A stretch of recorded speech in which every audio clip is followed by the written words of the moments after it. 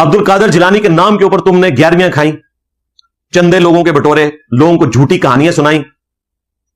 ہم جب جھوٹا کہتے تھے تو تم مانتے نہیں تھے. آج تمہارے اپنے علماء آ کے کہہ رہے ہیں کہ جی یہ کیسے ہو سکتا ہے کہ مرید کو جلا کے راکھ کر لے, یہ کیسے ہو سکتا ہے جو عبد القادر جیلانی کا نام جو ہے وہ بغیر وضو کے لے اور اس کا بال ایک ٹوٹ جائے. پہلے تو بندے مر جاتے تھے, اب مفتی اکمل صاحب جیسا بندہ کہہ رہا ہے کہ یہ سب کہانیاں یار نہ سنایا کرو.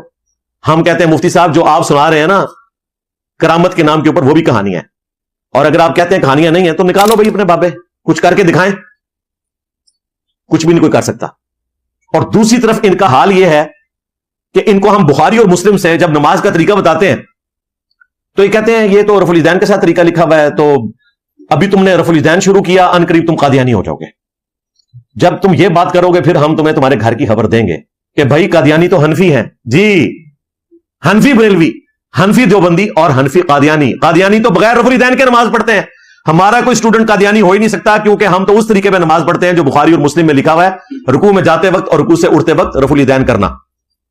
اور تمہارے لیے اس سے بڑھ کر تمہارے عبد القادر جیلانی نے غنیت الطالبین میں بھی نماز کا طریقہ رفع الیدین کے ساتھ لکھا ہوا ہے. اور اس سے بھی بڑھ کر ان سے پہلے ان سے بڑے بزرگ امام محمد غزالی نے کیمیائے سعادت میں نماز کا طریقہ رفع الیدین کے ساتھ لکھا ہوا ہے. اب جب رفع الیدین کی باری آتی ہے تو پھر انہیں اپنے بابے یاد نہیں آتے. کہو نا عبد القادر جیلانی کو بھی, امام غزالی کو بھی, کہ یہ مکھیاں مارنا ہے رفع الیدین کرنا, یہ بغلوں میں بت رکھ کے آتے تھے, یہ منسوخ ہو چکا ہے. یہ ساری باتیں عبد القادر جیلانی کو بھی بتاؤ. تم کہتے ہو کہ وہ تو غوث الاعظم تھے اور غوث جو ہوتا ہے وہ پوری کائنات کو اس طرح دیکھتا ہے اپنی ہتھیلی پہ جس طرح رائی کا دانا, تو اس کا مطلب ہے عبد القادر جیلانی نے پھر حدیثوں میں بلکہ ڈائریکٹ نبی اسلام کو نماز پڑھتے ہوئے دیکھ لیا ہوگا رفع الیدین کے ساتھ. لو سامو تسی فکر کرو.